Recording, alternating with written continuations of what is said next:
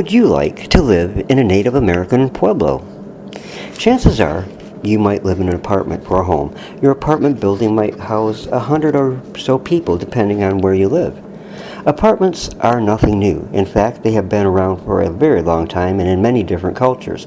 Like the Native American Indians of the Southwest, their apartments were called pueblos, and these Indians were known as cliff dwellers, but they built their apartments on steep rocky cliffs of the flat-top mesas, which are fairly common to that area.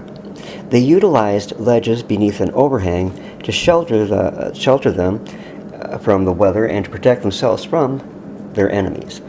It was difficult to carry water up the steep cliffs, but the effort was worth it for the value of the cliffs being a natural deterrent from their enemies again. The great, magnificent pueblos were mostly built of adobe, which is sun-dried clay bricks, and the most significant pueblos were built between 1,000 to 1,300 years ago.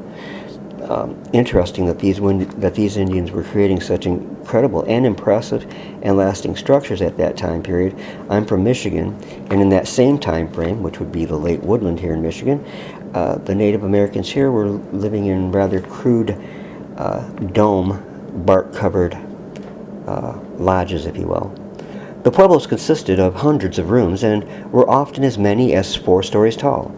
If you are looking at these structures from the outside, they resemble a huge blank wall, and all of the openings were directed inward on a court where public dances were held. If you wanted to get in a pueblo, you had to climb all the way to the roof on ladders and then down on the interior ladders to the level you wanted to be at.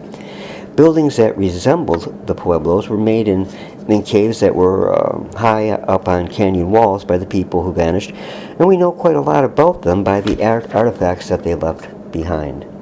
These magnificent pueblo structures were built to last, and even after all of these many centuries stand in fairly good condition as a mute reminder of what had been.